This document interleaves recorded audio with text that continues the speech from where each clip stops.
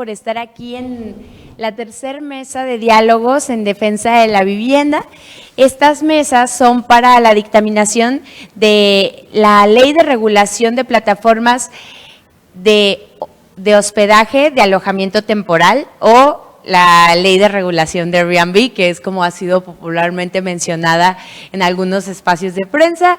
Muchísimas gracias por estar aquí presentes, les doy la más cordial bienvenida, no sin antes agradecer al ITESO, al Departamento de Derechos Humanos, que nos brindó este espacio para que nosotros pudiéramos el día de hoy tener esta mesa de trabajo y esta mesa de diálogo. Sabemos que ahorita el centro histórico es un caos por las fiestas patrias, entonces agradecer un espacio un poquito más alejado y pues todas las facilidades que nos han brindado. También agradecer a los compañeros del canal del Congreso que tuvieron que trasladarse hasta acá y mover todo su equipo de trabajo para poder hacer esta transmisión posible. Entonces, pues ha sido complicado el día de hoy, pero seguramente va a ser una mesa muy interesante. Esta mesa del día de hoy va a ser con instituciones, autoridades, funcionarios públicos, entonces queremos ver cómo desde estos espacios se puede también regular todo el tema de las plataformas de corta estancia. Muy emocionados por esta discusión y la dinámica va a ser la siguiente. Bueno, a mi lado derecho tengo a mi compañero Alejandro Muñoz, que nos dará un breve contexto político y social acerca del tema de la regulación de las plataformas de corta estancia y las implicaciones que esto tiene. Y más del lado derecho tenemos a mi compañera Jimena, quien es una de las autoras de esta iniciativa también, además de todo el equipo que acompañó este proceso. Jimena es de las principales autoras de esta iniciativa y nos va a explicar de forma muy ejecutiva de qué va la ley. Yo sé que ustedes ya tuvieron la oportunidad de darle una leidita, de revisarla. De todas formas, aquí en las mesas tenemos los documentos para que vayan revisando junto con nosotros la presentación que vamos a tener aquí enfrente. Y pues nada, muchísimas gracias por estar aquí presentes.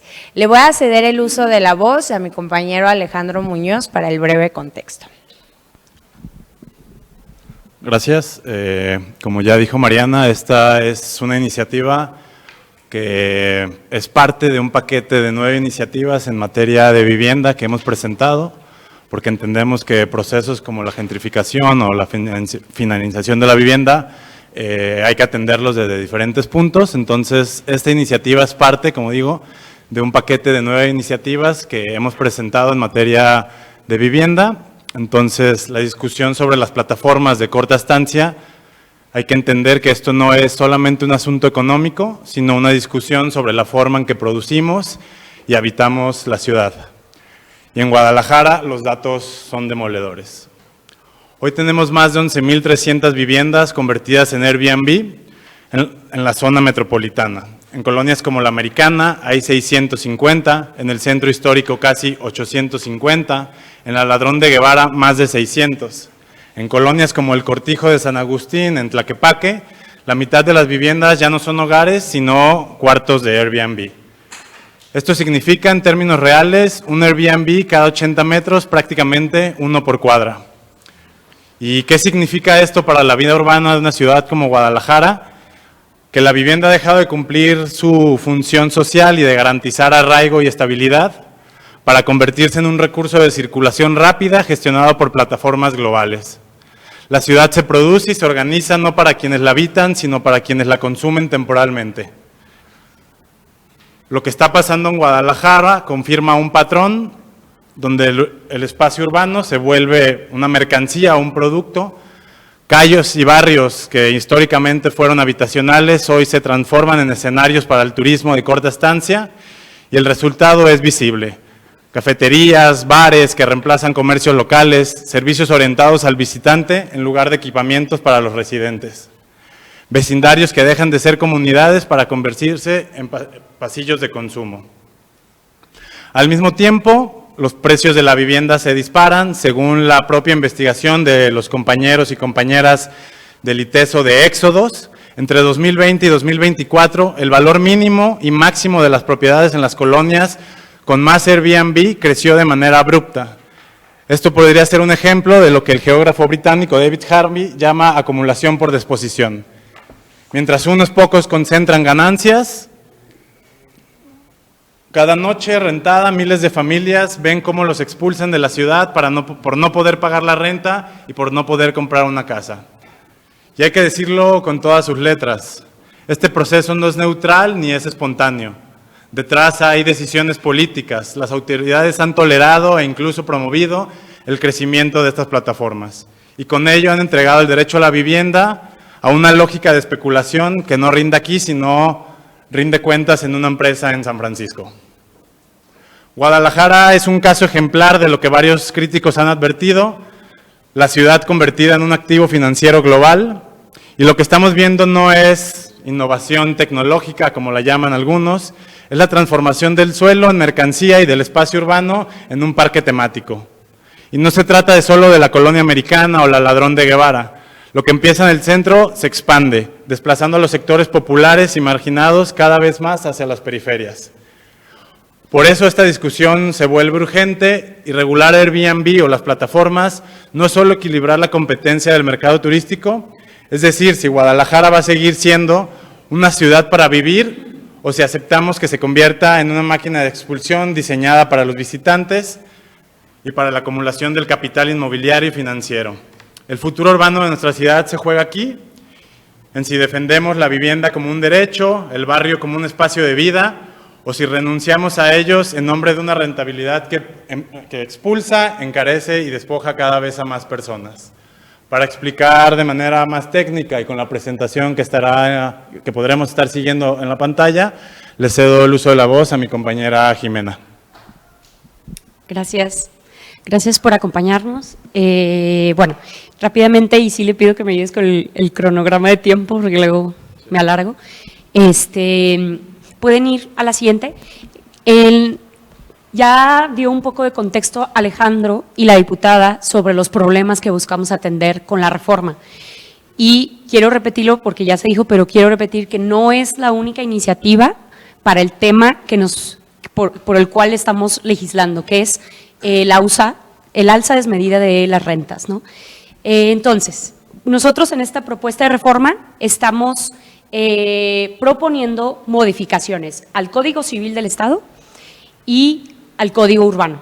Y ahora vamos a explicar primero qué onda con el Código Civil. ¿Le pueden dar a la siguiente, por favor? Pueden encontrar este archivo en Infolec 940, en la página del Congreso del Estado. El apartado nuevo está dentro del título 10 de los contratos de prestación de servicios y tiene dos secciones, disposiciones generales y disposiciones para proteger a las comunidades locales. Entonces, please, denme a lo que sigue. Entonces, a lo que sigue, por favor. Siguiente. Bueno, primero que nada, creamos dos definiciones y una tiene que ver con alojamiento temporal mediante plataformas tecnológicas de hospedaje. Por ejemplo, Airbnb, el servicio que ofrece Airbnb, y otro es que es una plataforma tecnológica de hospedaje, como Booking, Airbnb, Expedia, etcétera, ¿no? Siguiente, por favor.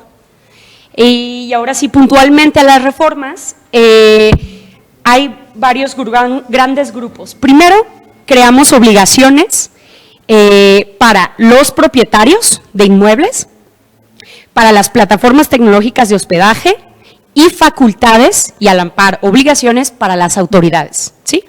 Entre las obligaciones que establecimos, varias de ellas, sobre todo para la de los propietarios, ya se las pide Airbnb. Ya hay varias obligaciones, por ejemplo, como dar a los usuarios información clara, cierta y detallada de los precios, de lo que se le ofrece, etcétera. ¿Qué cosas nuevas estamos poniendo en la ley? Primero que nada, estamos solicitando, sí o sí, para que puedan ofrecer su servicio, una inscripción a un padrón de inmuebles de alojamiento temporal. Esto tiene muchas implicaciones. Para empezar, les pedimos que tengan sus inmuebles ciertas características, ¿no?, básicas, como de cuidado, de respeto a temas de protección civil, de licencia de uso de suelo. Y otro punto por el cual les solicitamos que se registren es que esto nos va a permitir generar datos para planificar, ¿no?, nuestra ciudad y para entender el impacto que estamos teniendo. Porque hoy por hoy no tenemos datos, gracias a algunos periodistas que se han dado la tarea.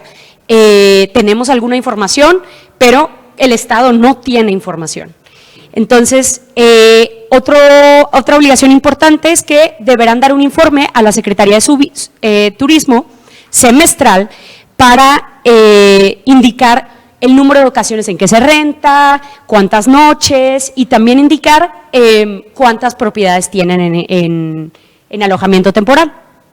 También, bueno, en el caso de las obligaciones de las plataformas tecnológicas, va a haber igual un padrón de plataformas tecnológicas de hospedaje y la idea es que la plataforma se registre, ¿no? Y se registra cada 2 años, y igual tiene que cumplir con ciertas características, tiene que hacer su pago de las contribuciones fiscales, que eso no nos estamos metiendo, eso ya existe en la ley de Hacienda. Y bueno, le pedimos varias obligaciones, entre algo nuevo que estamos implementando en la ley es que son obligados solidarios. ¿A qué nos referimos con este término abogadil? Que la autoridad, cuando hay un siniestro o cuando hay un problema al cual el propietario o la propiedad está envuelta, por ejemplo, lo del siniestro, la autoridad puede ir hacia el propietario o hacia la plataforma, ¿no? Digamos que por X o Y prefiere ir hacia la plataforma por solvencia económica o lo que sea, esta ley obliga justo a las plataformas a dar respaldo, ¿no? Y bueno, esto es en general las obligaciones. Las autoridades que están involucradas son la Secretaría de Turismo, estamos dando por supuesto facultades y competencias al respecto, es la Secretaría de Desarrollo y Medio Ambiente y Desarrollo Territorial. ¿Por qué? Porque la idea es que acompaña a la Secretaría de Turismo, ¿no?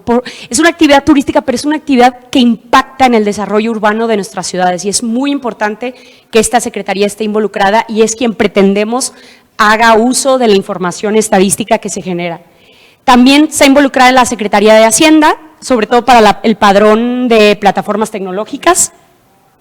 Y bueno, después tenemos que también las plataformas tendrán que generar un informe semestral que deberán de hacer pública en su página, igual con datos sobre cantidad de inmuebles y protegiendo los datos personales, pero que se pueda vincular, pues hay 50 inmuebles que pertenecen a la misma persona. Esto también nos importa, ¿no? Para entender cómo está comportándose la actividad económica que hoy por hoy pretendemos, hay un monopolio detrás.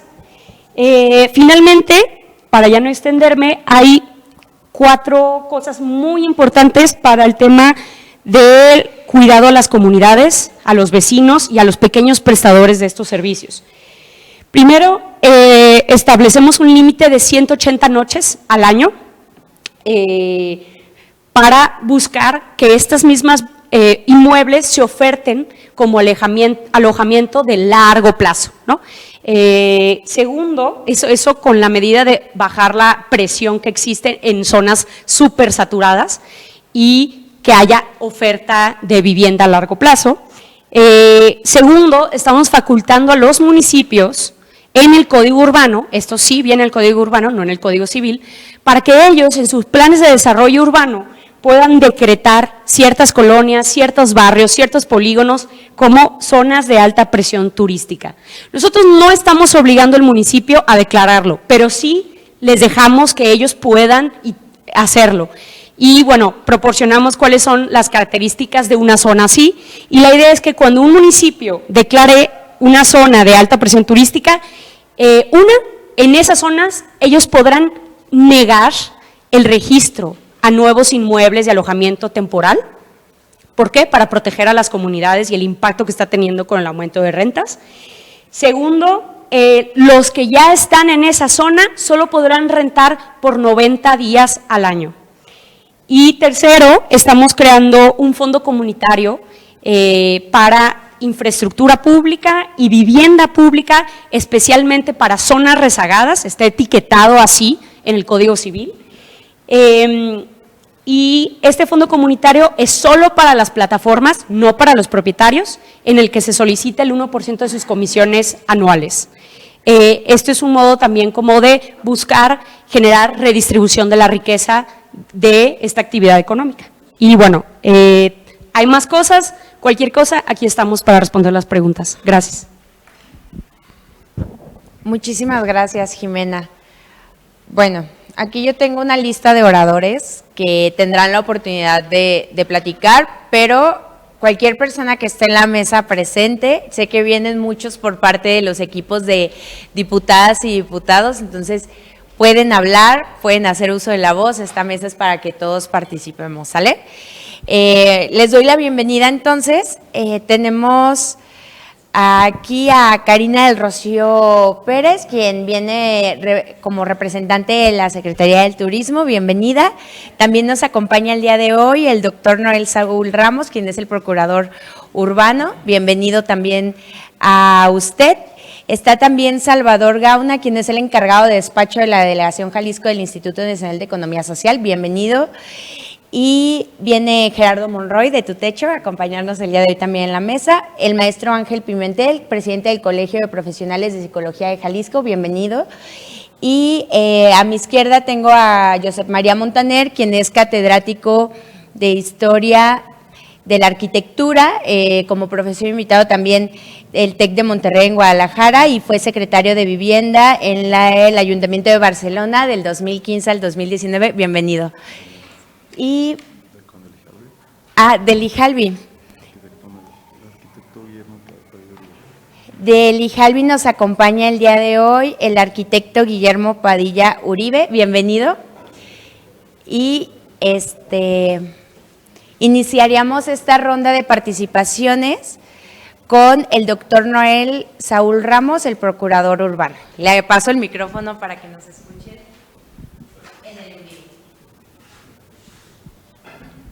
Muchas gracias, diputada Mariana. Gracias a todos por la oportunidad de participar en esta mesa de diálogo. Decirles que desde la Procuraduría de Desarrollo Urbano nos interesa asistir, involucrarnos, participar en estas mesas que se abordan estos temas, sobre todo porque inciden en el tema urbano, en el presuntamente reformas al Código Urbano. Decirles que básicamente nuestra función hasta ahorita estriba en lo que hemos conocido de la información que nos hicieron llegar, en darle vigilancia al cabal cumplimiento de lo que se vaya a establecer en el Código Urbano. Digo de momento porque también estamos vigilantes del tema de la vivienda y que es un tema que ahorita está en la palestra, en el tema de agenda mediática.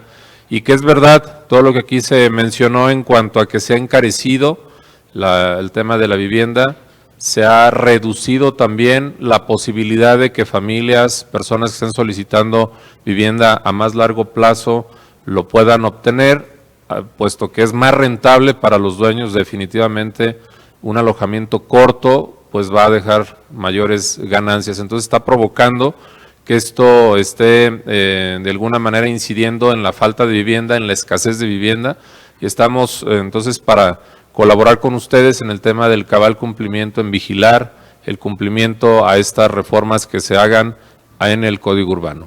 Por lo pronto es cuanto.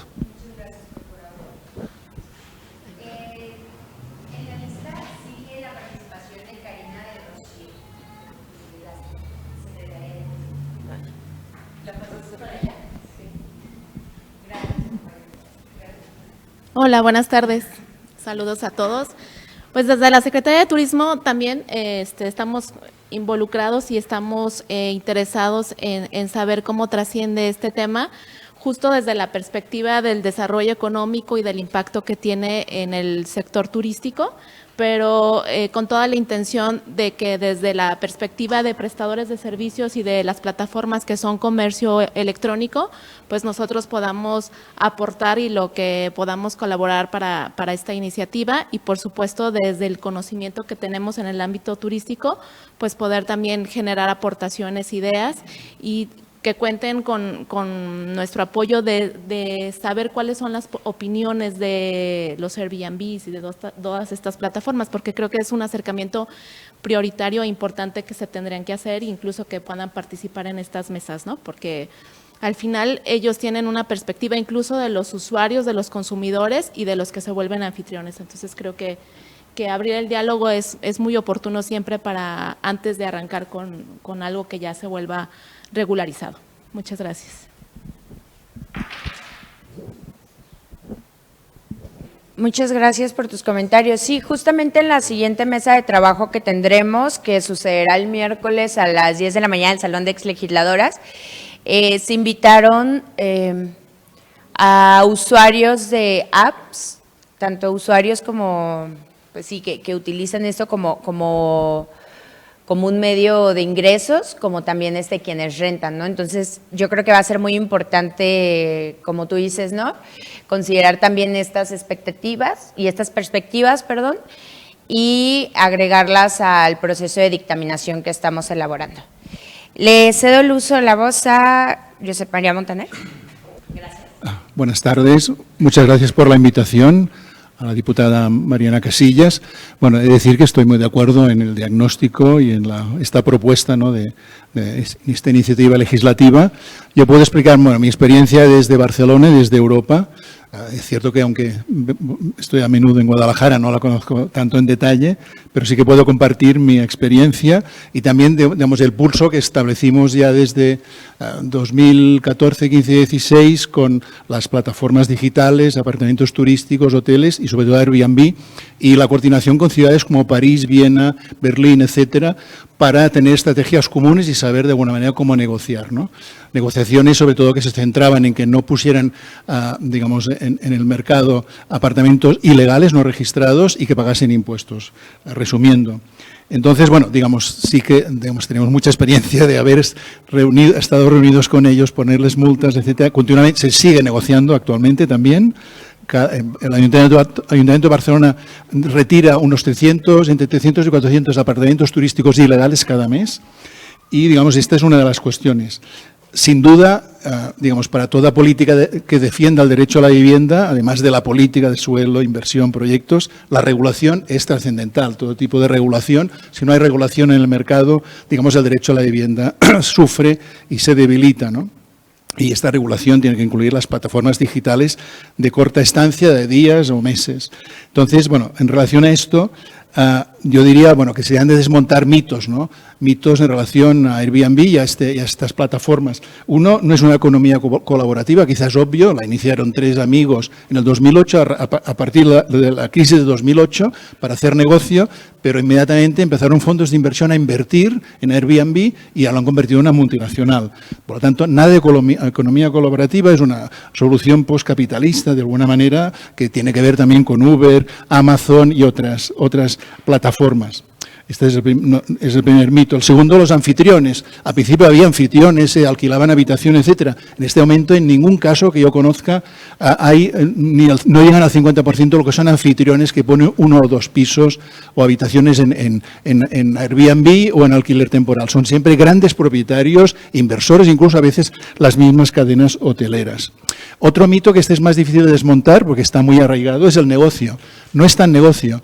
Digamos, la media, por ejemplo, en ciudades como Los Ángeles o Barcelona, según Insight Airbnb, es que se alquilan 84 días al año. Es la media, sin duda.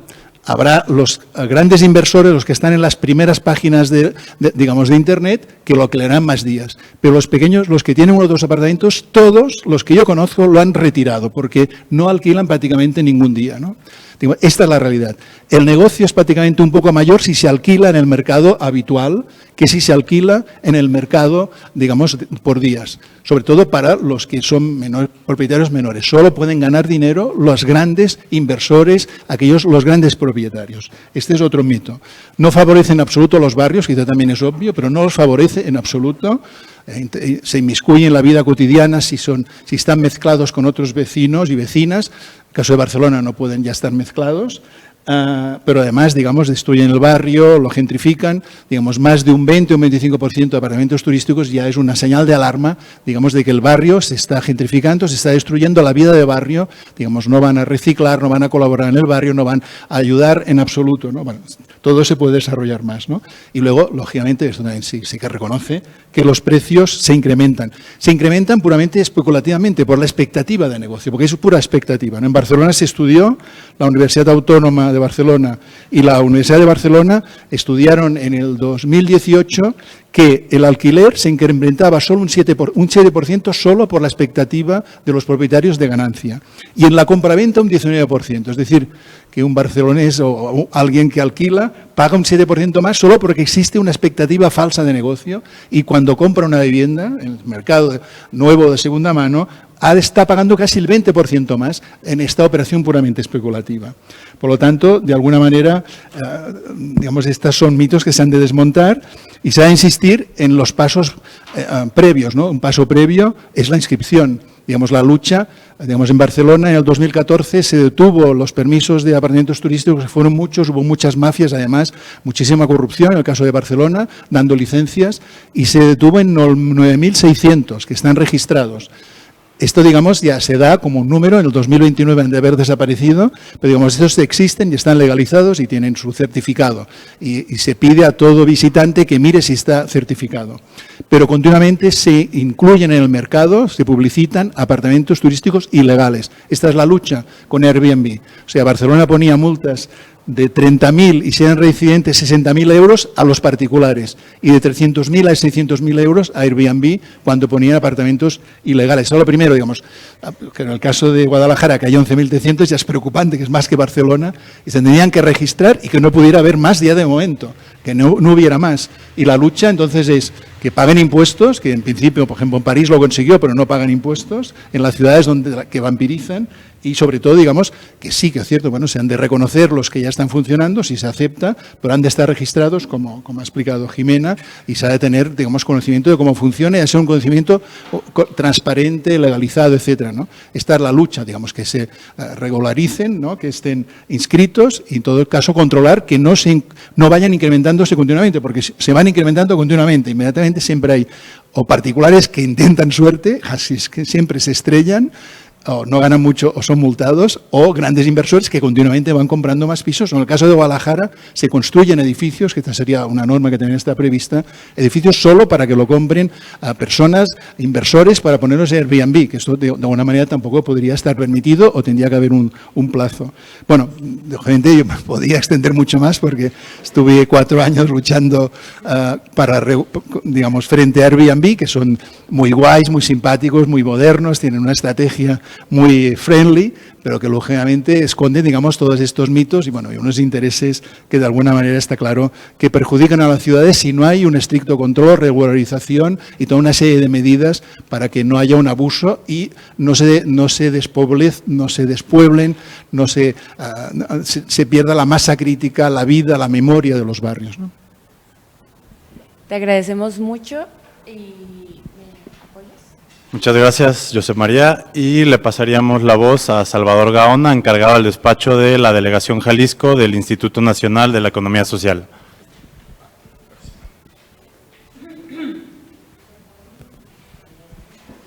Hola, buenas tardes. Primero que nada, agradecer la invitación y también pues felicitarlos por este primer gran esfuerzo, ¿no? Que creo que es bastante valioso, ¿no? En una ciudad que cada vez más se la come la iniciativa privada, ¿no? Y la iniciativa inmobiliaria.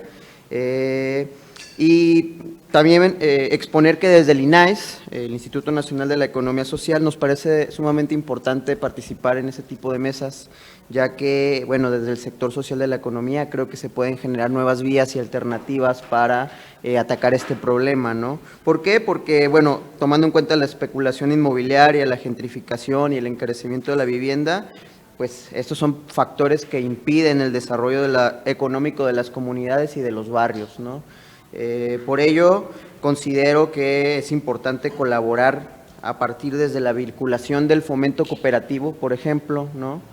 Cómo encontrar esas otras alternativas, ¿no? No sé, desde grupos del sector social de la economía que puedan ayudar a que, la iniciativa privada no especule y genere toda la concentración, ¿no? De los bienes de vivienda, y dos, pues que también nos demos la mano con la colectividad de los barrios, ¿no?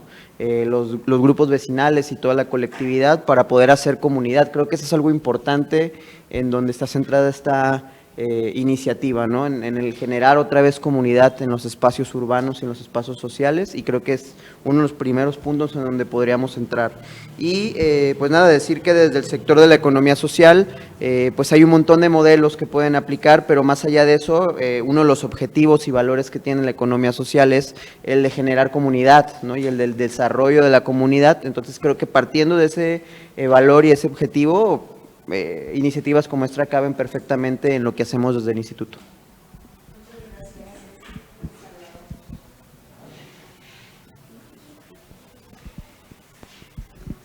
Muchas gracias, Salvador. Como ahorita bien comentaba José María, hay muchos mitos alrededor del Airbnb. Uno de ellos también es que se argumenta que el turismo y su plataforma generan empleos y derrama económica. Tan solo en el área metropolitana de Guadalajara viven 5.3 millones de personas y solamente hay 5.349 anfitriones registrados. El principal flujo de dinero que produce Airbnb se concentra apenas en el 0.1 de la población, por lo que esto entonces es falso y esto no es derrama económica. Entonces le pasaríamos la voz al maestro Ángel Pimentel, presidente del Colegio de Profesionales de la Psicología de Jalisco. Buenas tardes a todas, todos. Bueno, primero que nada, muchas gracias por la invitación, diputada. Creo que mi presencia aquí coincide de una afortunada coincidencia por la primera mesa que tuvieron en el patio en el patio Legisladores Jaliscienses, en el que me tocó escuchar la primera presentación de esta iniciativa, y de ahí nació ciertas inquietudes en las que tuve una participación para hablar acerca de las implicaciones psicosociales del desplazamiento urbano, ¿no? De cómo el hecho de que existan esas grandes plataformas que están, obviamente, como ya lo explicaron quienes me antecedieron en el uso de la voz, al servicio del capitalismo y no al servicio de las personas, genera que las personas sean desplazadas y que ese desplazamiento tiene implicaciones emocionales, psicológicas, y que aparte tienen un impacto en la salud pública. O sea, tendríamos también que entender que este proceso de capitalizar la vivienda y este proceso de encarecimiento de la vivienda y este proceso de sacar a las personas de sus barrios tiene impactos emocionales, depresión, ansiedad, preocupación excesiva por el futuro, que evidentemente eleva los indicadores de problemáticas de salud mental. Y eso creo que es algo que sería importante utilizar como parte de la exposición de motivos, o enriquecer la exposición de motivos de esta iniciativa, porque no solamente se trata de no seguir haciendo más rico al más rico y más pobre al más pobre, sino también se trata de darle certeza psicosocial a las personas que habitamos la ciudad, y que cada vez seamos menos personas que tengamos que salir de la zona metropolitana para vivir, porque no nos alcanza para vivir dentro de la zona metropolitana, y que este proceso, y como ya bien lo hablaban de todos estos mitos, digo, para mí fue muy enriquecedor escuchar al doctor, porque creo que esta experiencia que tiene en otras partes del mundo, que podríamos decir, ¿no? O que se podría justificar en algunos momentos, pues no es la misma la realidad de España que la realidad de México. Yo pienso que sí es más o menos la misma realidad, aun cuando España esté en otra condición, en otra condición socioeconómica. Creo que la forma en la que se habita en lugares como España, que he tenido la fortuna de conocer, pues sí es algo similar a cómo se habita aquí en Guadalajara, y sobre todo en zonas como las que ya mencionaron, como la Americana, todas estas partes, ¿no? Entonces creo que entender que no se está hablando de retirarle, bueno, sí, retirar privilegios, sino que se está hablando de socializar los privilegios, ¿no? Hacerlos más parejos, o sea, ponerle un piso más parejo a las personas, ¿no? Y eso no quiere decir que las personas que trabajan con Airbnb o usan Airbnb como un método de ingresos estén mal, sino que se tienen que adherir a cierta regulación que esta iniciativa propone. A mí solo me preocupa algo, que fue parte de lo que compartió el doctor, es que, por ejemplo, en lugares como Barcelona, que ya se reguló, se está volviendo ilegal. O sea, que entonces eso comienza, si esta iniciativa se aprobara y si todo esto pasara y se tuviera que hacer el registro, si tuviera que hacer todo eso, de repente se comience a ilegalizar y entonces haya arrendamientos ilegales y haya viviendas en arrendamiento temporal que no estén ya ni siquiera dentro de las plataformas, y eso le da todavía menos certeza a las y los usuarios de los servicios de las plataformas, ¿no? Que también eso se volvería otra problemática muy grande, y creo que es parte de lo que rescato hasta este momento.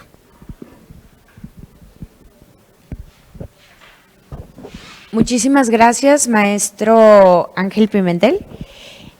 El siguiente en la lista de oradores tenemos a Gerardo Monroy de Tutecho, que nos puede compartir también sus perspectivas.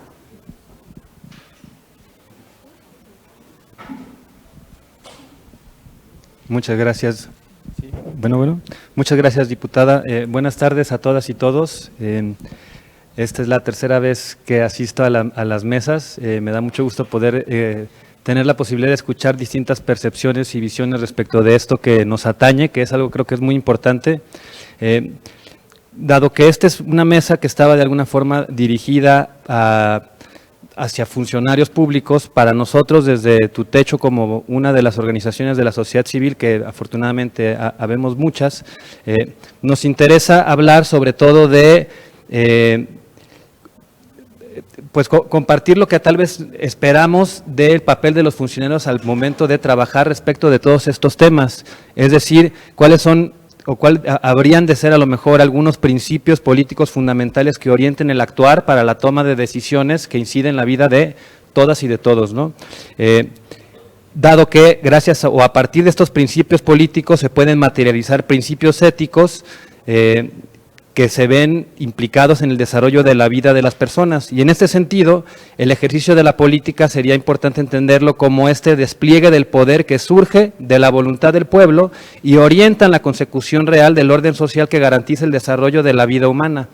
Esto último es una cita del maestro Enrique Dussel, que creo que sirve bastante pensando en hacia dónde o de qué manera poner pies firmes para poder avanzar hacia los escenarios de vida a los que queremos llegar. Y en este sentido el mismo Dussel plantea una especie de tres elementos o tres principios que tendría que considerarse respecto de esto como una especie de carácter normativo o ético para llevar a cabo el ejercicio político. Uno es el principio material, que es el que se relaciona directamente con la vida humana, es decir, y casi podemos hablar de los derechos humanos, ¿no? O sea, que se consideren todos los aspectos amplios de los derechos humanos, porque bueno, ahí pueden verse, ¿no? El segundo sería el principio de validez, es decir, que estas visiones puedan partir del consenso, de poder estar articulando y rebotando ideas para poder de manera conjunta llegar a conclusiones sobre las que podamos avanzar. Y en tercer punto, el principio de factibilidad, que es que sea realizable aquellas cosas que se pretenden. Entonces, bueno, esto simplemente lo dejo como una especie de punto de partida para otros 6 elementos que de manera así como muy rápida pensamos que se tendrían que considerar o que tendrían que formar parte respecto de este escenario amplio, ¿no? Uno, que bueno, ya se ha mencionado varias veces, tiene que ver con asuntos de la regulación respecto del uso del suelo, el uso patrimonial, la zonificación, que permite establecer límites puntuales para los distintos tipos de actividades que se desarrollan en la ciudad, de tal forma que se vuelvan o que favorezca una compatibilidad en los distintos escenarios de convivencia de las personas que habitamos la ciudad, ¿no?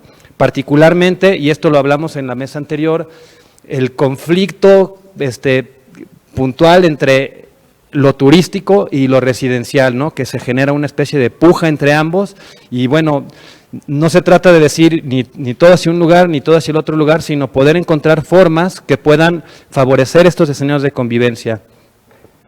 Lo segundo serían políticas fiscales y financieras que establezcan con mucha claridad impuestos y gravámenes para actividades que son de carácter comercial, para las actividades que son turísticas y que se distingan de las que son residenciales, de tal forma que esto, además de que dé claridad, abone por un lado a que se distribuya la riqueza y por otro lado que se favorezcan las condiciones adecuadas para que la gente que vive en la ciudad de manera permanente pues siga teniendo la posibilidad de vivir en su ciudad y no pase como ahora que cada vez parece más complicado poder acceder a lugares para poder residir. El tercero sería hablar o poder incidir de una forma más importante en una política amplia de vivienda que no tiene que ver con esto, de hecho lo voy a volver a decir, creo que en todas las mesas lo señalo. Una de las cosas importantes de esta iniciativa que se impulsa es que se distingue el carácter de las estancias cortas o del servicio para favorecer las estancias cortas, que no es vivienda, porque la vivienda habría que referirla a la residencia y no a las estancias cortas, y entonces al ser un servicio que genera que tiene un lucro, un intercambio en ese sentido, pues es bueno que esté caracterizado en ese sentido. Y en términos de la política de vivienda hace falta muchísimas otras cosas más que puedan complementar, que diversifiquen el escenario para que las posibilidades se acrecenten. Como comercial, afortunadamente también se aprobó hace unos días la ley de arrendamiento social, que eso también es un avance muy importante. Hará falta que todavía veamos cómo va a ser el desarrollo normativo para que se pueda operativizar esto, pero bueno, son pasitos que vamos dando y que los vemos como muy favorable. El cuarto punto tiene que ver con la protección a los inquilinos y a los residentes, estableciendo diferentes criterios de regulación y de tal forma que se pueda prevenir y contener sobre todo los desalojos forzosos, tal vez con la implementación de un sistema de procuraduría social que establezca instancias y mecanismos específicos para atender estos escenarios. Y otro que creo que también es muy importante es favorecer escenarios de participación ciudadana en los distintos barrios y en todos sitios en donde se vayan a tomar decisiones respecto del urbano para que los vecinos y las vecinas residentes sean partícipes y no solamente sean sujetos atenidos a lo que las autoridades dispongan. Y por último, bueno, que se puedan, el quinto y el sexto los voy a juntar, pero transparencia y rendición de cuentas respecto a todo,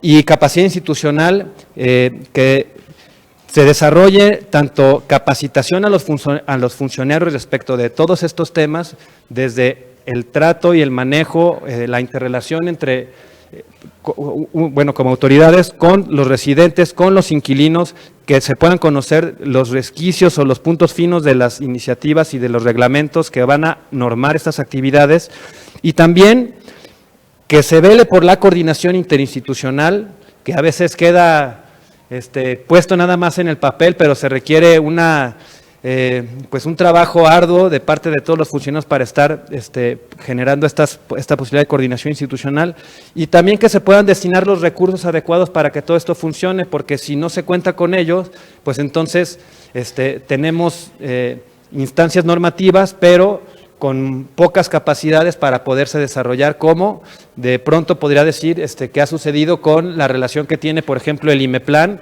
con los distintos municipios para poder articular el montón de cosas que se están planeando, pero que de pronto es difícil que se puedan llevar a la realidad, ¿no? Muchas gracias.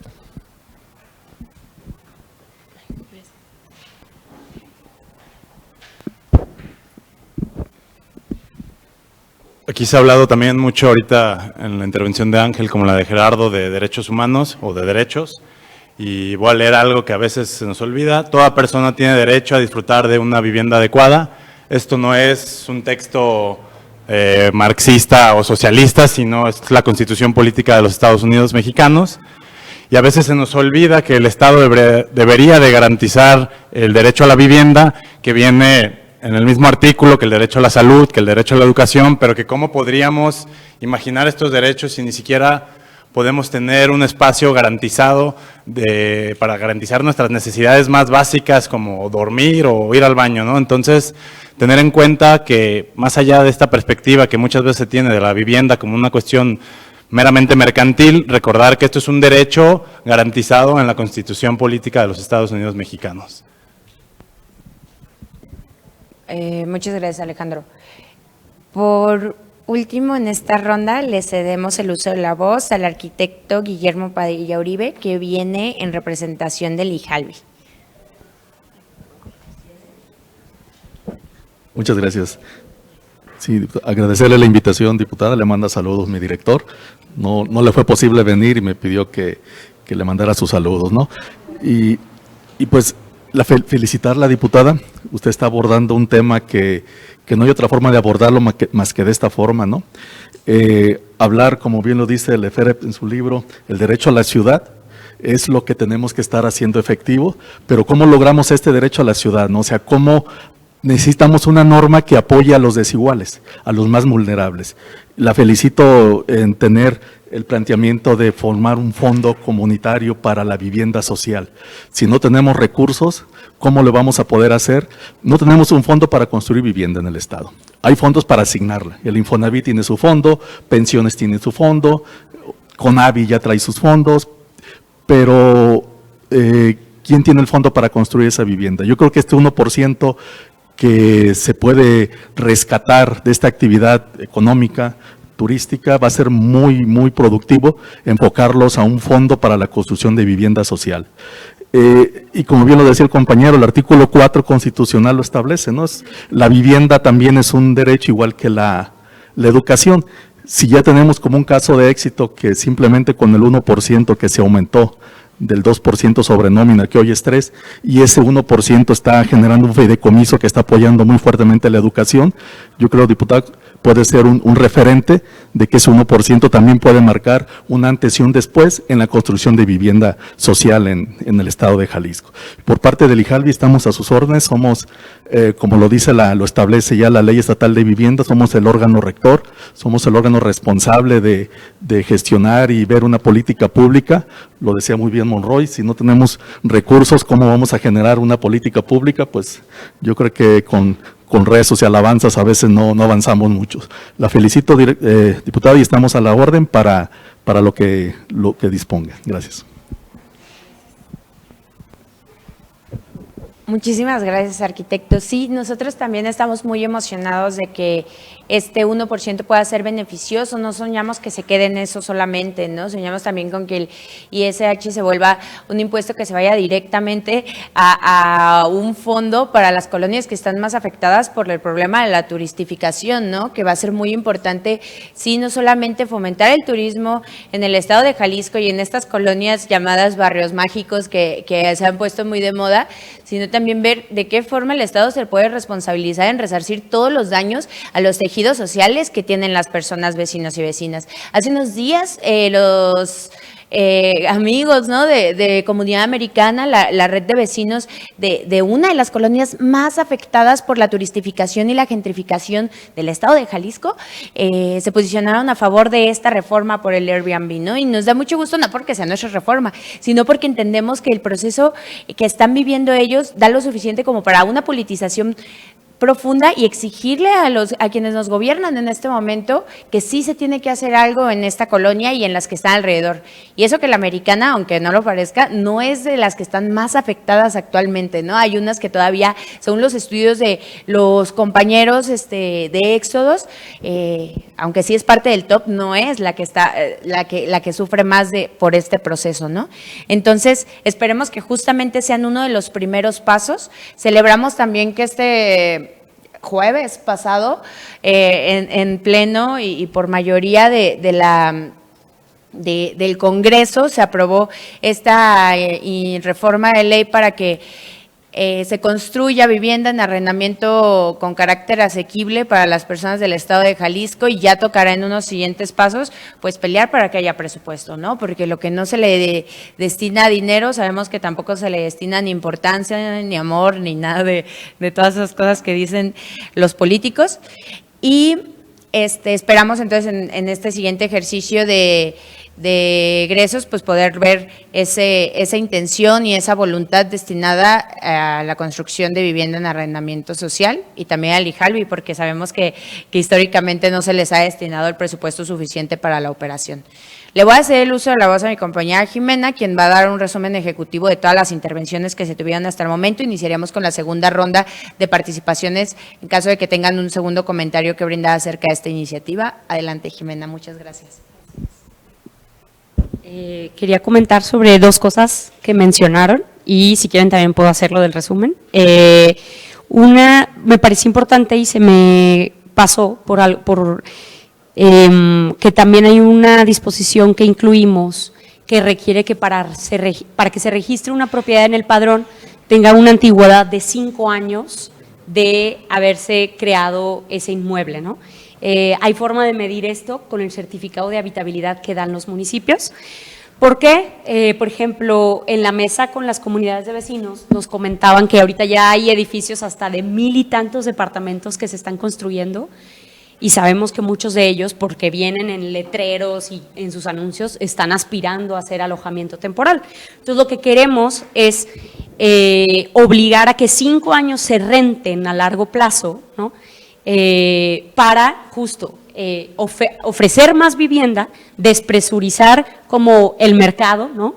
Y al aumentar la oferta, nosotros esperamos que pues los precios mejoren, ¿no? Porque esto es lo que ha pasado ya en varios países y en ciudades en general que se ha existido este tipo de normativa. Ahora, me pareció muy buen planteamiento lo que comentaba Ángel, y justo como quería comentar con respecto a lo de que sí podría generarse inmuebles ilegales, que cuando decimos inmuebles ilegales quiere decir que no están cumpliendo con la normativa, ¿no? Entonces, estamos previendo varias cosas. Una, que la Secretaría de Turismo, de la mano con la Secretaría de Medio Ambiente y Desarrollo Territorial, tengan verificadores. Lo estamos poniendo en la ley y habría que destinar un recurso del presupuesto de egresos, que por ejemplo podría ir del impuesto que paga justo Airbnb. Airbnb y todas estas plataformas pagan 2 impuestos, impuesto sobre el hospedaje y ISR, por ahí. Entonces, una, verificadores. 2, va a haber un sistema de mensajería en el padrón, en la versión pública del padrón de inmuebles, en el que esperamos que se atienda 24/7, de alguna forma es bastante sencillo con inteligencia artificial como chatbot, etcétera, y esperamos que así la ciudadanía sea otro ojo para indicarnos este tipo de cosas.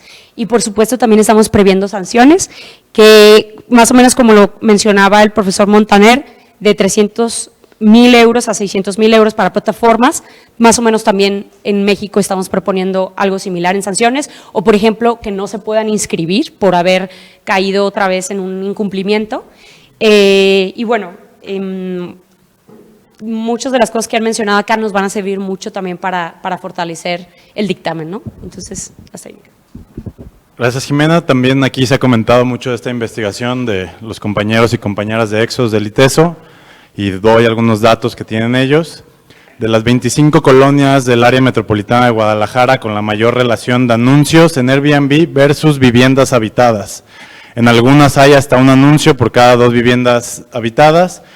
Colonias como La Obrera en Guadalajara tienen 506 viviendas habitadas y tienen 284 anuncios en Airbnb. Esto quiere decir el 56.1 en relación a anuncios con viviendas.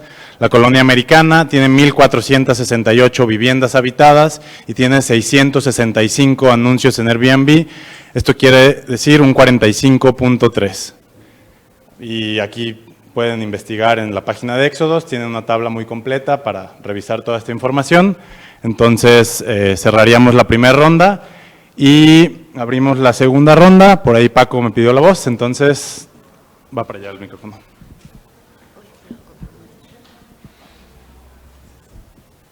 Muchas gracias.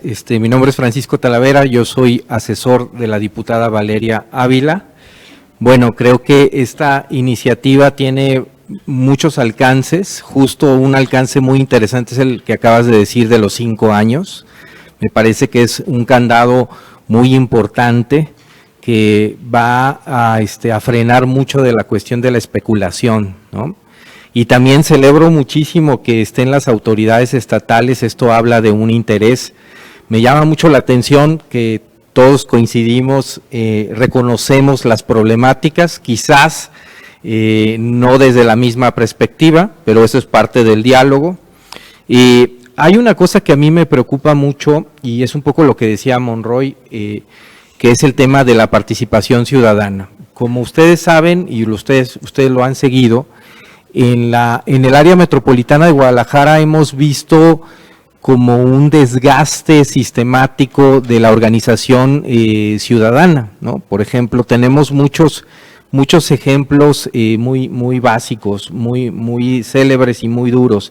El ejemplo más inmediato es todas las intervenciones que han hecho en el Parque Morelos, ¿no? Con todos los proyectos que se han llevado a cabo, ya lo decían la compañera Leti ya lo decía en la mesa anterior, y cómo han persistido, ¿no?, a pesar de este desgaste. ¿A qué voy con esto? Generalmente este tipo de discusiones se centra mucho en la infraestructura urbana, ¿no?, en los servicios, en el acceso a los servicios. Muchas veces las técnicas para desgastar lo que llaman los tejidos barriales es encarecer estos servicios, irlos desgastando para justificar las intervenciones violentas. Una propuesta para esta iniciativa, celebro mucho esta cuestión del fondo comunitario, pero también valdría la pena pensar en este fondo comunitario. Aquí hay que pensar, hay que desarrollar la creatividad, de que no se centre solamente en el acceso a la infraestructura urbana, sino que también genere mecanismos que fortalezcan la participación ciudadana, es decir, proyectos de inversión de corte cultural, de corte organizativo, que alimenten directamente estos tejidos barriales que han sido desgastados. En política pública tenemos un triángulo de la vida, insistimos mucho. Para que una política pública sea eficaz, debe haber una legislación, ¿no? Aquí tenemos la legislación, es una legislación muy interesante, pero esa legislación tiene que estar vinculada con una organización vecinal que esté vigilando que esa legislación se lleve a cabo. Y finalmente debe de venir dinero público del Estado traducido en programas sociales para que se forme el triángulo distinto. Entonces, mi observación directa es: pensemos en que el fondo comunitario, porque también otra de las cosas muy interesantes es este impuesto que va a alimentar directamente a este fondo comunitario. Pensemos también este fondo comunitario desde un mecanismo de participación ciudadana, de cómo podemos alimentar esta participación ciudadana. Y finalmente, ya con esto termino, y yo creo que una de las primeras, ¿cómo decirlo?, como acciones de buena voluntad de parte de las instituciones del Estado, al acudir a esta mesa, sería como tratar de buscar la transparencia de los mecanismos de registro de las plataformas. Tenemos información muy valiosa hecha por el periodismo de investigación. De repente esa información es valiosa, pero está fragmentada. Necesitamos como una información oficial que nos diga con certeza cuántos y dónde y cómo y cuáles han sido estos procesos. Muchísimas gracias por la invitación.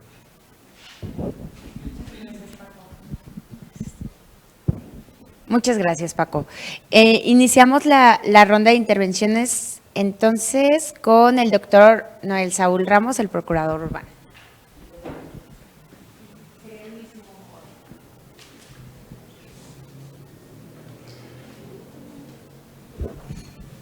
Gracias.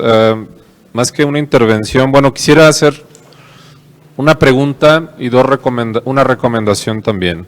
Las preguntas serían, y tiene que ver también con esta legalización que luego tiene que verse como luego, cómo vamos a incurrir o cómo van a incurrir los propietarios en violentar la norma. Tiene que ver con por qué 90 días a los municipios y por qué 180 días al área metropolitana, y dejar abierto el tema de si me estás coartando esta libertad de rentar más, que se genere luego la irregularidad. Eso sería las preguntas. La recomendación también tiene que ver con invocar el artículo 4 de la Ley General de Asentamientos Humanos, Ordenamiento Territorial y Desarrollo Urbano, en el concepto de derecho a la propiedad urbana, que refiere garantizar los derechos de propiedad inmobiliaria con la intención de que los propietarios tengan protegidos sus derechos, pero también asuman responsabilidades específicas con el Estado y con la sociedad, respetando los derechos y límites previstos en la Constitución Política de los Estados Unidos Mexicanos y esta ley. El interés público prevalecerá en la ocupación y aprovechamiento del territorio. Dejarlo aquí en la mesa para un análisis, es cuanto.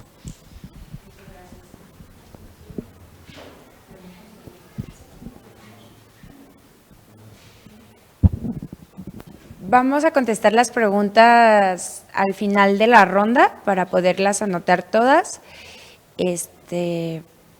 Y bueno, si alguien más tiene, las vamos también ir anotando para que sepan que sí las vamos a contestar. Le tocaría el uso de la voz a Karina del Rocío de la Secretaría de Turismo. Les paso por acá el micrófono.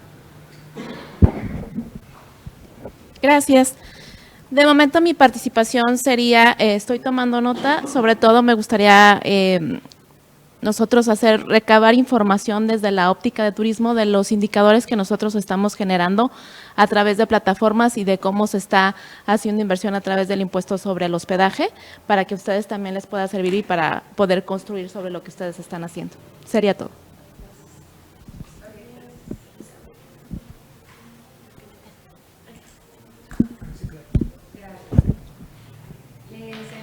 La voz a Josep María Montaner. Muchas gracias. Bueno, yo creo que hay como bastante acuerdo, ¿no? Y hay un diagnóstico y unas medidas que se proponen. Y bueno, y hay un problema latente realmente importante que afecta tanto el derecho a la vivienda y la vitalidad de los barrios, ¿no? Yo quisiera complementar con cuestiones que se han dicho, esta cuestión que lo ha dicho Monroy, de tu techo, de la participación, ¿no? De implicar al máximo, digamos, a la propia sociedad. Creo que esto realmente es importante, que se entienda que no solamente es una cuestión que preocupa a la Administración, sino que es una cuestión que afecta a todas, incluso a todas las clases sociales que viven en los barrios de cada ciudad, ¿no? Entonces creo que es realmente muy importante. Yo supongo que, por ejemplo, existe ya el derecho de las comunidades de vecinos de vetar que haya apartamentos turísticos, ¿no? Existe esta medida, esta es una medida básica, que los que viven en un edificio puedan vetar que haya apartamentos turísticos en su edificio. Existe. Sí, el permiso, la aprobación del... Sí, sí, vale, no, esta también es una cuestión clave. No, claro, es clave encontrar todos estos elementos, digamos, de implicación, ¿no? Y está muy bien, digamos, esta idea del fondo comunitario, bueno, que también sería similar a las tasas turísticas, ¿no? De alguna manera, tasas y fondos que luego pueden revertir a favor de los barrios y, en cierta manera, compensar el desgaste que puede generar el turismo, ¿no? Y digamos, todo esto que vaya en mejora de los barrios o en políticas de vivienda.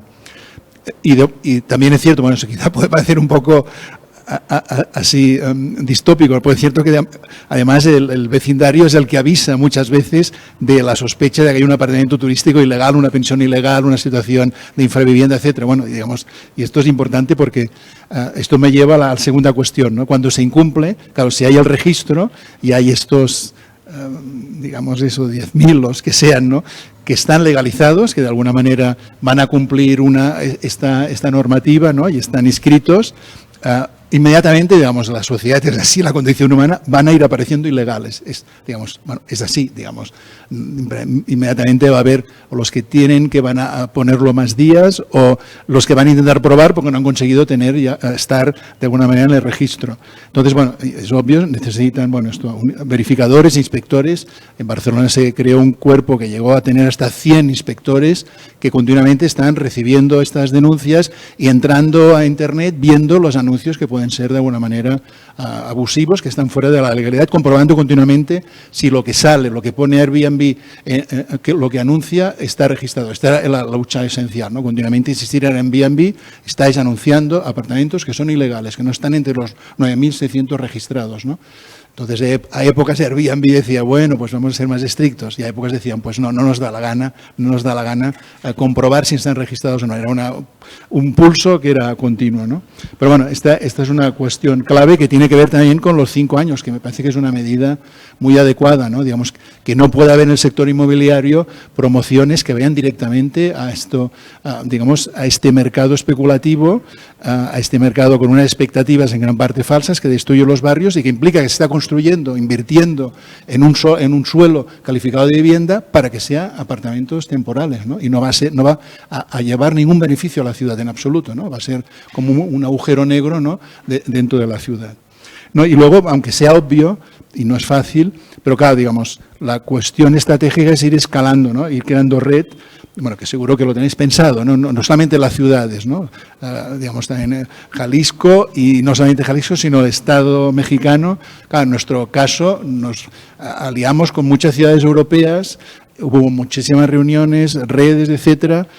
Conseguimos que el gobierno español en su nueva ley de vivienda, sobre todo en 12 reglamentos nuevos que hizo a principio de este año 2025, hubiera un intento de regulación y de que pagasen impuestos muy tímido, pero por lo menos el Estado español está reconocido en la nueva ley, ¿no?, y en medidas, y se consiguió que la Unión Europea, no solamente después de décadas de problema de la vivienda, reconozca el problema de la vivienda como competencia suya, que nunca lo reconocía, y además que reconozca que hay millones y millones de viviendas, apartamentos turísticos en Europa, y que es un problema que tenían que afrontar y que están trabajando y que están intentando buscar medidas, ¿no? Claro, en este sentido es muy importante porque lo que no puede ser que cada ciudad luche, en el caso, por ejemplo, de México, y el gobierno de México no esté alineado con estos objetivos, ¿no? Entonces, bueno, se ha de buscar complicidades. Digo, para terminar, por ejemplo, el caso de Japón, que además se dice que se inspiró en Barcelona, el gobierno japonés, ahora no he encontrado los datos, pero hacia el 2018-20 redujo drásticamente, no sé si había 100.000 apartamentos turísticos, en Japón lo redujo a unos 10.000, pero drásticamente, ¿no? Eliminó la mayor parte de licencias y lo hizo el gobierno japonés, ¿no? Digamos, entendiendo que su responsabilidad de cara a la calidad de vida de los japoneses estaba en controlar esto y, digamos, no fue la ciudad, fue el mismo gobierno que lo redujo drásticamente. Muchísimas gracias, doctor. Y sí, justamente tocaría hacer red no solamente pues por el bien del estado de Jalisco, ¿no? Hay otras experiencias en otros estados que también habría que resaltar y apoyar desde este sentido de comunidad incluso, ¿no? Sabemos que en Ciudad de México acaban de salir 18 puntos muy interesantes por parte del gobierno de Clara Brugada, la jefa de gobierno. Nos parece interesante porque muchos de ellos sí se empatan con la política de vivienda de las 8 iniciativas y un exhorto que hemos presentado. Queremos seguir construyendo más y también aprender de otras experiencias locales y también recordar pues que el tema de la vivienda aquí en el estado de Jalisco pues no es únicamente el área metropolitana, ¿no? Que buscamos la regulación también por los municipios que están al interior del estado que se ven afectadísimos por el problema de la turistificación, como lo son Mazamitla, Tapalpa, Puerto Vallarta, que sabemos que son municipios o pueblos que se han destinado completamente al consumo del turismo, ¿no? Entonces, son comunidades completamente mercantilizadas que también tenemos que proteger con estas regulaciones. Muchas gracias. Le seguiría el uso de la voz a Salvador Gauna. Le pasamos el micrófono, por favor. Sí, gracias. Yo creo que para esa intervención me parece interesante retomar lo que el arquitecto decía sobre la creación de un fondo. Y también cómo otras instancias e instituciones hacen lo mismo, ¿no? Por ejemplo, desde el plano federal, que es de donde vengo, ¿no? CONAVI tiene un plan, ¿no?, de desarrollo habitacional, ¿no?, y de creación de vivienda. Sin embargo, de pronto se vuelve complicado el tema de la elección de los predios, ¿no?, y toda la parte vinculatoria con las autoridades para que pueda afincarse, ¿no? Ha habido municipios en los que se ha implementado de forma correcta, como en Ameca, ¿no?, que está ya en proceso de generarse un poco de vivienda social por medio del financiamiento de CONAVI, pero sí considero importante que la creación de un fondo a partir de esta ley vincule también la importancia de la creación de cooperativas de vivienda que puedan ser un elemento importante, ¿no?, para no solo generar vivienda social, sino también para cambiar la lógica de cómo se habita en las ciudades, ¿no?, de una forma vertical a una forma tal vez más horizontal, ¿no?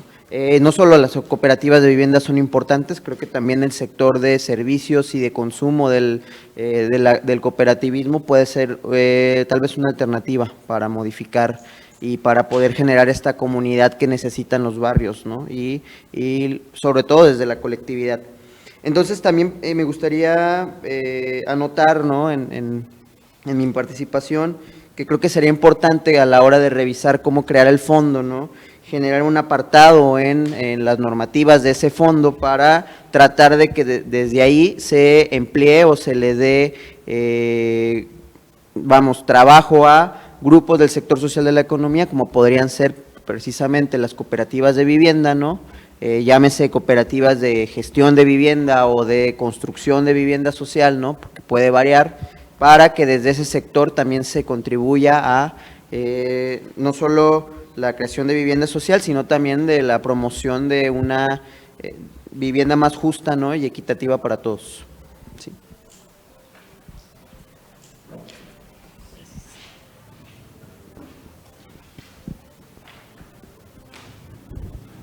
Gracias, Salvador. Me quedé hace rato pensando el comentario de Paco sobre la participación ciudadana, y si bien en este estado existen los mecanismos, pero que son muy complicados, la semana pasada esta diputación presentó 4 iniciativas en materia de participación ciudadana, y le voy a ceder el uso de la voz a mi compañero Axel, quien podrá explicar de mejor forma estas iniciativas. Muchas gracias. Sí, justo hace unos días se presentó de parte del equipo de la Diputación un paquete de 4 iniciativas que trataba sobre los mecanismos de participación que están en el sistema de participación del Estado de Jalisco, y una de esas iniciativas pues tiene que ver, toca mucho el tema de los presupuestos participativos. Ahorita, con todas las participaciones que hemos tenido en esta mesa de trabajo con respecto a dónde o cómo se podría aprovechar este fondo de vivienda social que se comenta, y también con la participación del compañero Paco, creo que puede salir también una propuesta que nos ayude a fortalecer esta otra iniciativa de participación ciudadana, pues con la finalidad que también este fondo se aproveche en propuestas ciudadanas que tengan que ver con la vivienda, ¿no? Y con el aprovechamiento y el uso de vivienda social, o de construcción incluso de vivienda social, dependiendo del caso. Ahí tendríamos que ver más o menos cómo se podría ajustar a los municipios, o si sería en el caso ya del gobierno del estado, pero me parece muy pertinente, o me parecía muy pertinente hacer como esta aclaración para que todos en la mesa lo conocieran. Muchas gracias. Muchas gracias, Axel. La siguiente persona en la lista de oradores es el maestro Ángel Pimentel, del Colegio de Profesionales de la Psicología en Jalisco. Bueno, ahorita con esta segunda ronda de participaciones me vinieron a la mente algunas cosas. Mencionaban respecto al derecho que tenemos a tener una vivienda digna, que está enmarcado en la Constitución, así como el derecho a la salud, el derecho a la educación, etcétera, que no se está viendo respetado y que el Estado no está haciendo nada para garantizarlo. Y escuchando las participaciones de las 3 dependencias del gobierno estatal que están aquí presentes, que es la Secretaría de Turismo, la Procuraduría Urbana, el Instituto Jalisciense de la Vivienda, me nace una pregunta no hacia la Diputación que está promoviendo esta iniciativa, que me parece que todas y todos, o la gran mayoría, hemos estado de acuerdo en que es una iniciativa ambiciosa que busca poner al centro a las personas y no al capitalismo. Pero sí me gustaría preguntarles que desde sus dependencias de gobierno, ¿qué están haciendo para ya intentar hacer algo por la regulación de esta situación, ¿no? Porque si bien es cierto que esta iniciativa lo que busca es hacer un cambio de fondo, ustedes ya de forma que tienen en la situación encima, y que están estos indicadores que ya hablaron, ¿qué están haciendo actualmente como Instituto Jalisciense de la Vivienda, como Secretaría de Turismo, como Procuraduría Urbana, para hacer algo por la población del Estado de Jalisco, que se está viendo desplazada, que se está viendo no representada, que se está viendo no retribuida por esta supuesta derrama económica que dan estas plataformas, ¿no? Esa sería mi pregunta hacia ustedes. Y también acotar otro punto importante, que también tenemos derecho a la vivienda, como lo mencionaban, pero también creo que tenemos derecho a la recreación, tenemos derecho a la diversión, tenemos derecho a viajar, a conocer. Y en un principio, recuerdo hace a lo mejor 5 o 6 años, se prefería utilizar Airbnb que llegar a un hotel cuando se viajaba a Puerto Vallarta, porque era mucho más económico. Actualmente ya no lo es. Si yo quiero pasar una semana en Puerto Vallarta, ya me sale mucho más económico comprar un todo incluido en la zona hotelera que arrendar un Airbnb. Entonces ya ni siquiera para los usuarios, las usuarias, es un beneficio que Airbnb siga existiendo, ¿no? Entonces, eso sería otra cosa que me gustaría acotar, y bueno, dejo esa pregunta para las funcionarias y funcionarios presentes. Muchas gracias, maestro Ángel Pimentel. Si alguien quisiera hacer uso de la voz o hacer como respuesta directa al maestro, podemos brincarnos cualquier participación para que suceda la respuesta. Si no, en el transcurso de las participaciones también podemos contestar. Es el turno del compañero Gerardo Monroy de Tu Techo. Te paso el micrófono.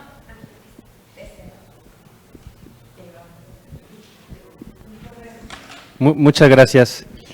Pues bueno, ahorita a razón de lo que acaba de decir el compañero Salvador Gaona, creo que el tema de las cooperativas de vivienda es un tema muy interesante y muy importante, pero muy poco atendido de manera efectiva. En el municipio de Guadalajara, por ejemplo, ya van al menos 3 periodos en donde el Instituto de Vivienda, ahora Agencia de la Vivienda, pues se ha medianamente interesado sobre el tema y ha propuesto, nosotros hemos participado en algunos foros hablando al respecto del tema, pero no se genera ningún tipo de soporte para ello. Y además es muy curioso porque incluso hasta en términos de la legislación nacional hay un vacío que es fundamental. En el 2006 la Ley Federal de Vivienda se reformó e incluyó dentro de sus términos o dentro de los conceptos que norma a la producción social de vivienda. Y dentro de los temas de la producción social de vivienda incluyó el de las cooperativas de vivienda. Creo que como eso fue en el 2006, en el 2009 se hizo una reforma, también me parece que a la Ley de Economía Social, donde también se habla de las cooperativas de vivienda.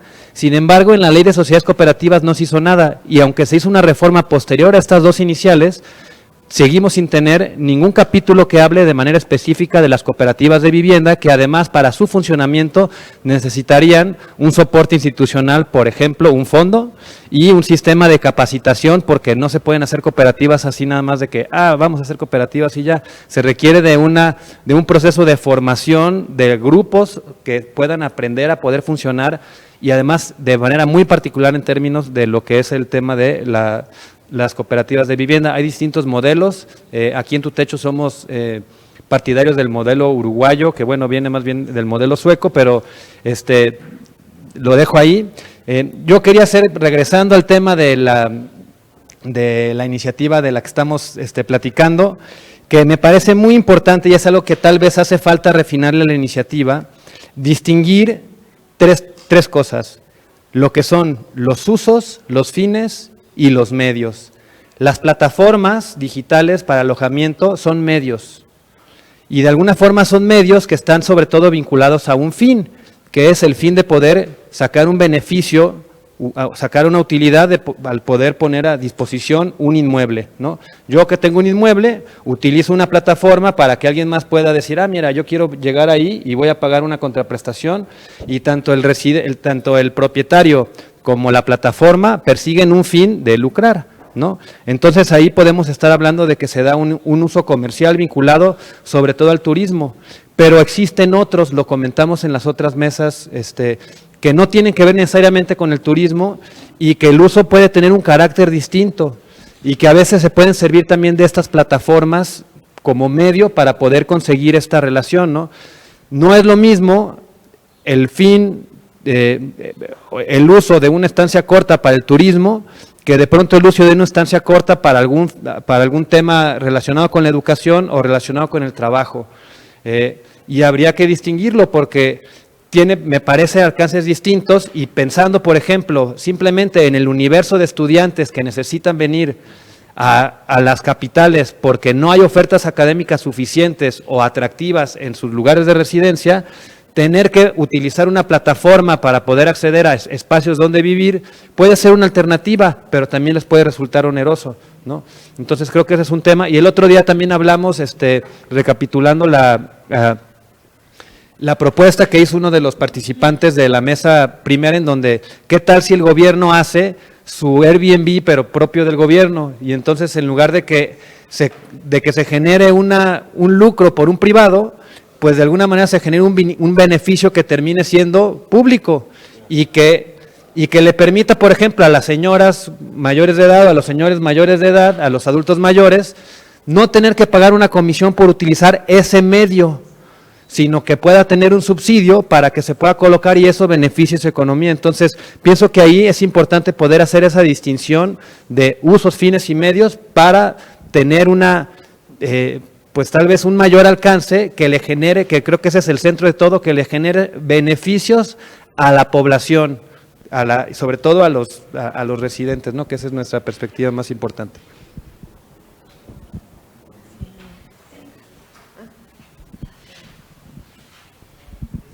Gracias. Para responder aquí a la pregunta, que voy a hablar por la Procuraduría de Desarrollo Urbano.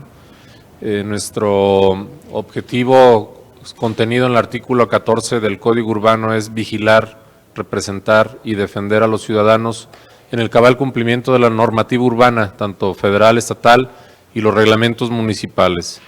Si bien la pregunta es, ¿qué estamos haciendo desde la Procuraduría? Pues todavía nada en el tema de Airbnb porque no hay una queja de por medio. Hasta ahorita no se ha presentado un ciudadano a solicitar la intervención de nosotros y vamos a suponer que ya hubiera ido alguien, apenas estamos en este proceso de hacer la reforma al Código Urbano. Entonces, estamos procurando vigilar precisamente el tema del cabal cumplimiento y también no perdamos de vista que nosotros actuamos después de que hay una queja en el caso de un ciudadano y no tenemos conocimiento si se está construyendo un complejo habitacional, ¿cuál va a ser la finalidad de ese complejo? Si vivienda o si lo van a destinar a una plataforma como esta. Entonces, desde ahí sí le puedo compartir esa experiencia desde la Procuraduría.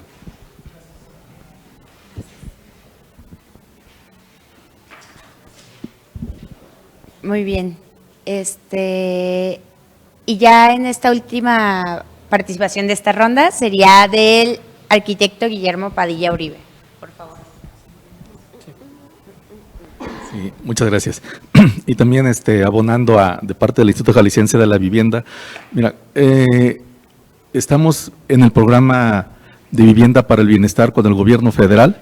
El gobernador firmó un convenio de colaboración con la SEDATU, con Infonavit, con CONAVI el 30 de enero, y se han puesto ya a disposición de la Federación, ya están en el Congreso diputada una iniciativa que presentó para hacer una donación de predios. Son 3 predios, uno en Autlán, otro en El Salto y otro en Tepatitlán, y viene un segundo paquete de 11 hectáreas en Lagos de Moreno que ahorita están en proceso de subdivisión.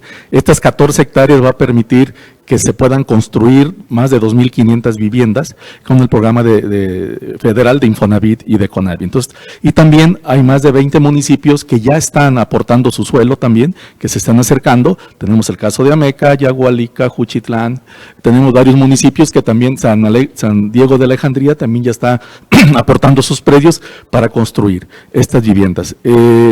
Si estamos con las reglas del mercado y si a una vivienda social le ponemos el valor del suelo, pues ya no nos da.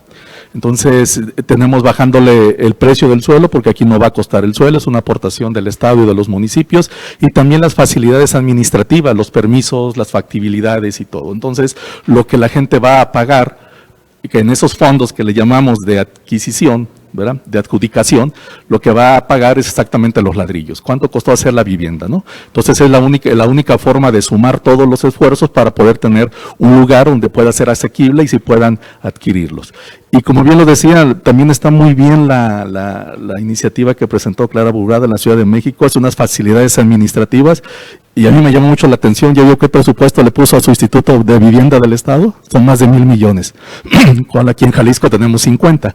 Entonces yo creo que también necesitamos también reforzar la parte de presupuesto para poder tener construir esos espacios bien ubicados, espacios que tengan todos los elementos. Los 7 elementos que nos dice el ONU Hábitat de la vivienda adecuada, pues hay que tenerlo, ¿no? Entonces, eso es lo que estamos haciendo. También estamos apoyando a los municipios junto con el procurador a la regularización. Estamos en los procesos de regularización para que la gente tenga sus títulos de propiedad, y eso les da también una certeza de que son propietarios y se generan inversiones y se genera mayor condiciones de desarrollo de una vivienda adecuada, abonando mucho en la seguridad jurídica. Eso es lo que tenemos, y por eso hacíamos mucho hincapié de este fondo, porque para poder tener una vivienda asequible, fuera de las reglas del mercado, pues tiene que haber una vivienda pública que se pueda arrendar y que se puedan poner las condiciones de acceso. Pero si no tenemos recursos y no las construimos, pues no va a haber vivienda pública y no podemos tener este producto, que va a ser muy bueno, que generando de esta actividad económica de la Secretaría de Turismo, de esta actividad que está siendo rentable, si hay una aportación para equilibrar las desigualdades, pues va a haber resultados muy favorables. Es cuanto. En eso coincidimos completamente, arquitecto. Necesitamos más presupuesto para el Instituto Jalisciense de la Vivienda, que se ve una prioridad para el gobierno del Estado, ¿no? Que tristemente, pues los últimos ya casi 7 años de gobierno que hemos tenido no se le ha aportado ni absolutamente nada en presupuesto y pues mucho menos en interés. Esperemos que justamente con este ejercicio presupuestal mejoren la situación. Nosotros seremos muy críticos y muy vocales en ese aspecto específico, cuente con ello. Le voy a ceder el micrófono a Jimena, que nos dará algunas previsiones de todo lo que se ha nombrado hasta el momento, y pasaríamos a la ronda de conclusiones en caso de que quieran aportar con algún comentario final. Gracias. Bueno, quisiera abordar algunas preguntas que comentó el procurador, que me parecen muy, muy relevantes. Primero, ¿por qué lo de los 180 días? Nada más aclarar que es una limitación de noches para un Airbnb que se quiera registrar en el Estado. O sea, no solamente metropolitano, es todo. La idea de las 180 noches es que es la mitad del año y eso podría facilitar a un propietario que la mitad del año lo tenga en Airbnb y la otra mitad logra rentarlo con un contrato de 6 meses a largo plazo. También nos hemos basado en otras legislaciones a nivel mundial, como ya comentaba el profesor Montaner, Barcelona, Nueva York, París, San Francisco, Buenos Aires, o sea, también experiencias latinas, y también la experiencia de la Ciudad de México para pensar en estos 180 días.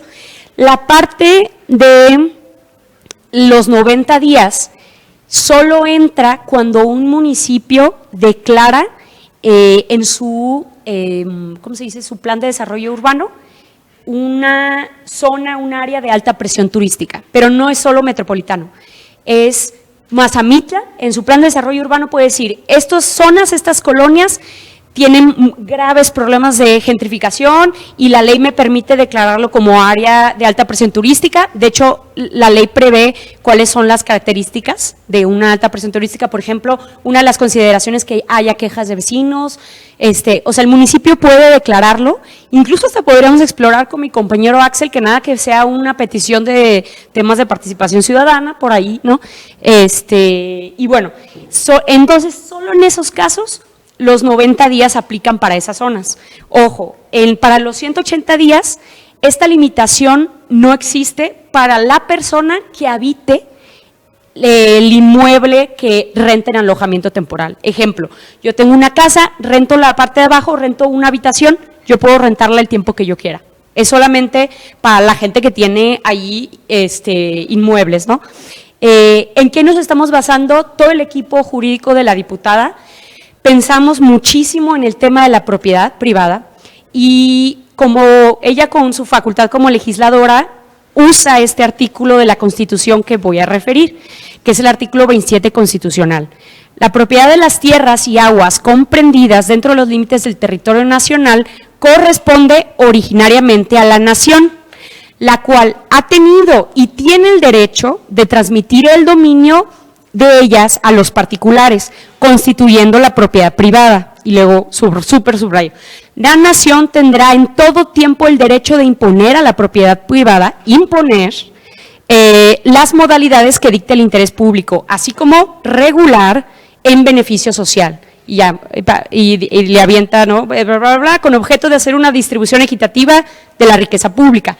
Justo lo que buscamos no es limitar la propiedad privada, es regular la actividad económica. Estamos diciendo, renta los 180 días en alojamiento temporal y puedes otros 180 a largo plazo.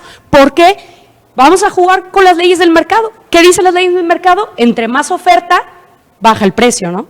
Y eso es lo que pretendemos, que haya oferta de largo plazo para que bajen los precios, ¿no? Porque hoy por hoy, ¿qué pasa? Pues los precios están altísimos por el Airbnb, porque luego no te quiere bajar el precio y, bueno, también tenemos ahí una iniciativa de un impuesto a vivienda deshabitada justo para prever estos casos, ¿no? Y, bueno, también decirles que a la Procuraduría y al IJALBI, pues hemos previsto y hay varias de nuestras iniciativas que han buscado fortalecer sus facultades y también podríamos ver en la dictaminación si puede haber una facultad para la Procuraduría de Desarrollo Urbano de perseguir de oficio las viviendas o los inmuebles que sean ilegales de Airbnb de este caso, ¿no? Entonces. Muchas gracias, Jimena.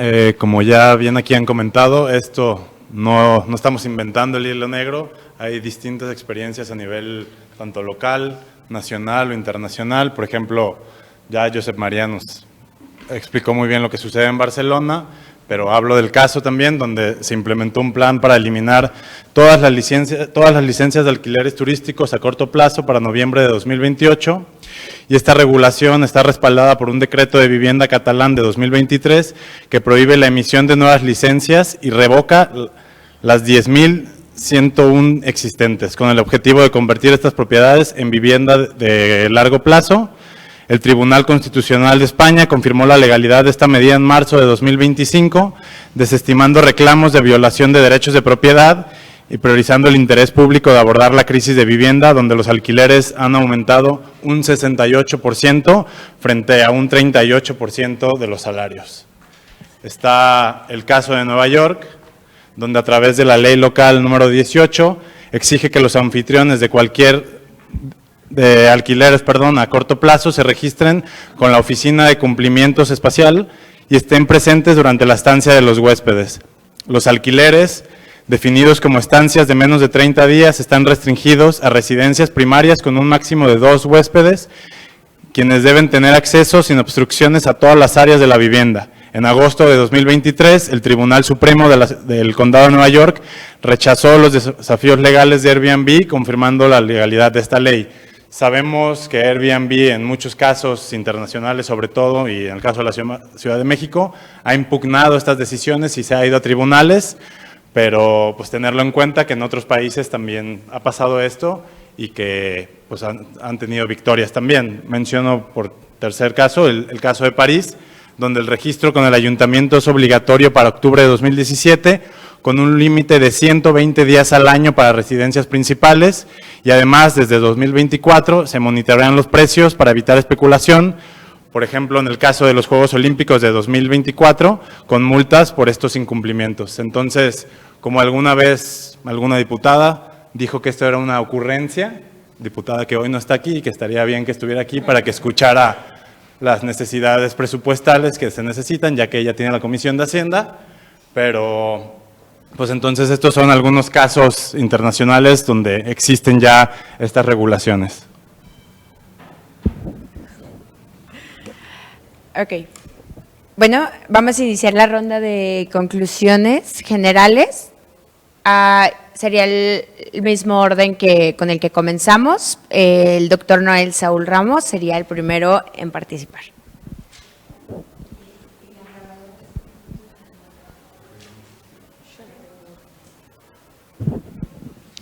Gracias. Pues agradecer de nuevo la participación y en la propuesta de reformas que hay hacia el Código Civil. No veo una, quizá igual y si no auxílienme por favor, no veo una que tenga que ver con los contratos de arrendamiento que actualmente señala que son por 365 días y entonces se va a hacer la propuesta de que la mitad del año sea Airbnb y la otra mitad a 6 meses. Valdría la pena entonces quizá considerar la reforma también a ese artículo del Código Civil. Digo, no sé, igual si viene aquí, si no, ahorita en lo que estuve revisando, hace rato que estuve analizándolo, no lo vi, pero si es que sí, pues igual omitan mi comentario. Nosotros desde la Procuraduría estamos para sumar, estamos para, en lo que podamos contribuir a que se logre el objetivo, lo vamos a hacer con mucho gusto. Ya me adelantaba mi compañero, el arquitecto Padilla de IJALBI, de que estamos haciendo un trabajo al interior del Estado interesante en cuanto a la regularización de asentamientos humanos irregulares, lotes, predios, que ya cuentan con servicios. Esto pues obviamente repercute en que estemos de alguna manera incidiendo en que se dé un alojamiento, si es que fuera el caso, pues de la mejor forma, de la forma adecuada, o si es un arrendamiento a largo plazo, pues ya también se tengan los instrumentos adecuados de la mejor forma. Estamos para colaborar, diputada, considérenos. Muchas gracias.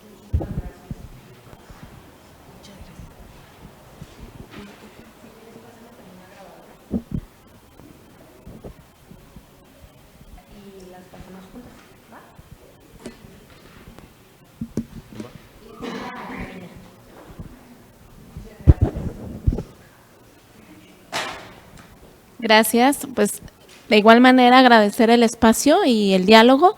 Un poco respondiendo a tu pregunta, de acuerdo a las atribuciones que tiene la Ley de Turismo, nosotros somos responsables de cuidar lo que hacen nuestros prestadores de servicios, desde fomentar que estén apegados a la regularización de la Ley de Turismo Nacional, la estatal, buscar que se capaciten, buscar que estén registrados ante el RNT y somos solicitantes de información, todo lo relacionado a generar campañas de colaboración y de promoción de destinos turísticos de forma ordenada, ¿no? Son en grandes rasgos. Y por otro lado, pues la conclusión sería que es muy interesante ver la óptica de las plataformas desde un punto de vista de vivienda.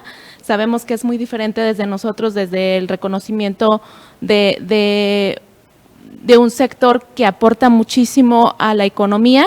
Entonces, me llevo estas reflexiones para revisarlas con los equipos correspondientes y venir con mejores aportaciones o traer aportaciones en las próximas mesas o en donde se nos invite a colaborar. Muchas gracias.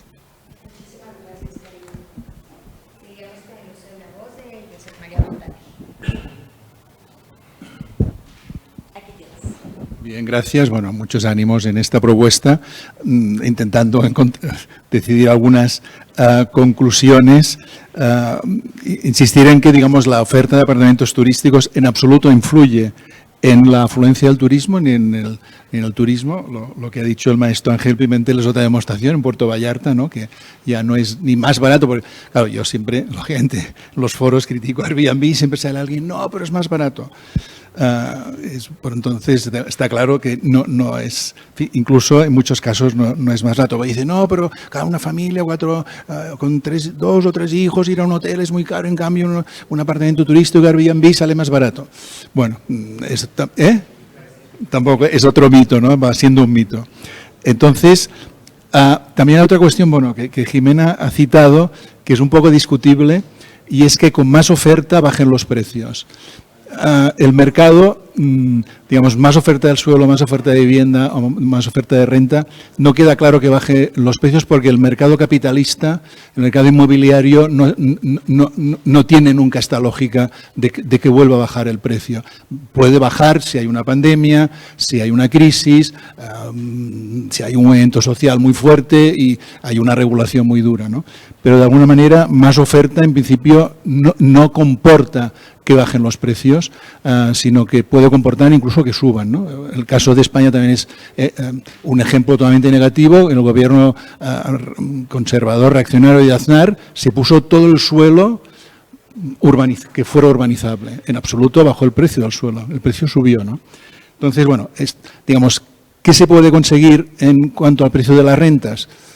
Congelarlo, frenarlo, entonces, claro, para hacerlo esto debe haber una regulación de los precios de alquiler y, por tanto, unos índices de precios por barrios, por características, y con este índice de precios conseguir que las rentas no suban, ¿no? Que se mantengan, porque no van a ser nunca factores internos al mercado inmobiliario capitalista los que consigan que se baje, ¿no? Van a ser otro tipo de factores políticos, económicos, sociales, ¿no?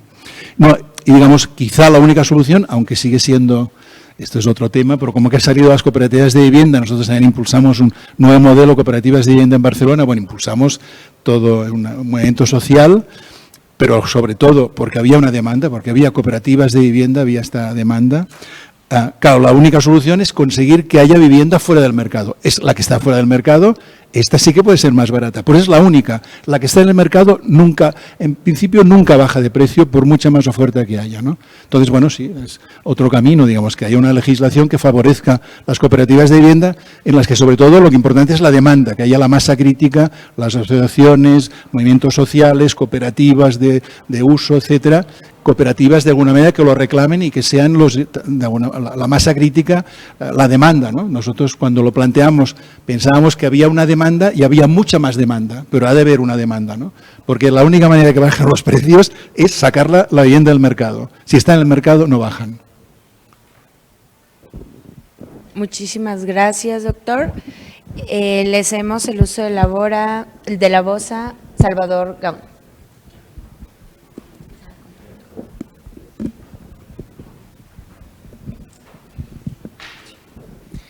Gracias. Sí, antes de concluir me gustaría abonar un poco a lo que mencionaba el compañero Monroy, ¿no? Que creo que es muy valioso, ¿no? En el sentido de, es cierto, ¿no? La ley de sociedades cooperativas no tiene tanto en cuenta las cooperativas de vivienda y creo que puede ser un error. Entonces, en ese sentido, desde el INAES podemos proponer una revisión. Digo, ha habido una reforma actual a la ley de sociedades cooperativas como la de cooperativismo, ¿no? Y creo que es importante tomar en cuenta esto, ¿no? Las cooperativas de vivienda, sobre todo pensando en que puedan ser una alternativa. Hay otros municipios como en Aguascalientes, ¿no? En donde sí ya es una alternativa, ¿no? Y se empieza a construir de a poquito. Creo que valdría la pena hacerlo. Me llevo también un poco esa encomienda. También pensaban un poco en lo que mencionaba sobre las formas, ¿no? Y bueno, hay experiencias como en Cuba, ¿no? Que las mismas familias arriendan a visitantes de corto plazo, ¿no?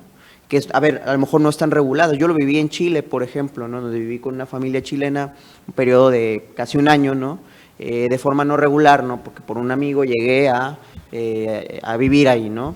Pero creo que podríamos pensar en generar, a la par de la ley, pequeños proyectos como la implementación de una plataforma digital en donde familias digan, bueno, yo tengo una habitación libre, ¿no? Y podría arrendar a estudiantes o a personas de corto plazo, ¿no? Que también eso ayuda no solo a la familia, sino también al desarrollo local de ese sector, ¿no? Y baja los índices de especulación, ¿no? ¿Por qué? Porque ahora las familias son las que están proponiendo ciertos espacios, ¿no? En su cotidianidad para hacerle frente a esta crisis, ¿no? Y creo que a manera de conclusión, pues concluiría con la necesidad de generar una vinculación entre esta iniciativa de ley con la de cooperativismo, fomento cooperativo, en el sentido de la creación del fondo, ¿no? ¿Por qué? Porque creo que si fortalecemos un fondo para la construcción del fomento cooperativo, también valdría la pena hacerlo en vinculación específicamente a los grupos de cooperativas de vivienda que definitivamente pueden ser una alternativa, ¿no? Considero muy importante lo que mencionaba de sacar la vivienda del mercado, ¿no? Y darle la creación, no sé, que la vivienda venga desde otras alternativas, ¿no? Eso puede ser muy importante para de verdad hacer un cambio más allá de lo que pueda plantear una ley, ¿no? Sino también en la cuestión cultural y en la cuestión de la enseñanza a las personas y a los espacios sociales. Y con eso cerraría. Muchas gracias.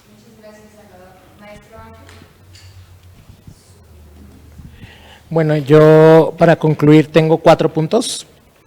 Uno es la urgencia de la regulación de las plataformas de estancia temporal, por todo lo que ya hemos estado hablando durante estas casi 2 horas. El segundo es que respecto a lo que me estuvieron respondiendo las personas de las instancias de gobierno y sobre lo que se está planteando en esta iniciativa, entiendo que el Estado solo actúa para corregir un problema y no para prevenirlo, ¿no? Porque pues es que no está en sus atribuciones prevenir las problemáticas sociales y eso es muy triste, muy lamentable, pero pues qué padre que se presente esta iniciativa de ley. Pero aquí me viene otro tema, otra conclusión a la mente. Solo veo una legisladora presente en esta mesa de trabajo que es de una comisión que integran, si no me equivoco, 5 diputadas, ¿no? Entre ellas una que también tiene la presidencia de la Comisión de Hacienda y Presupuesto, que es la diputada Gabriela Cárdenas, y yo sí puedo decir su nombre. Entonces, qué triste que la diputada Gabriela Cárdenas tenga tiempo para ahorita estarse arreglando para la ceremonia del grito en el Palacio de Gobierno con el gobernador, pero no tenga tiempo de venir a escucharnos. Eso es muy lamentable y qué bueno que está quedando en el canal del Congreso para que me escuche. Por si ya me conoce y no me quiere la diputada, entonces no importa. Y el último punto es el cuarto, que es de los derechos humanos, que tiene que ver con pues poner al centro a las personas, ¿no? Creo que parte de lo que leí en el Infolec que me enviaron cuando me hicieron esta invitación, leo mucho en la reforma de sí poner al centro a las personas y su calidad de vida, y pues por ahí también me ofrezco para, en la medida de mis posibilidades, aportarles en su exposición de motivos, para también hablar del tema de la salud pública y cómo se afecta con esto. Muchísimas gracias, maestro Ángel. De hecho,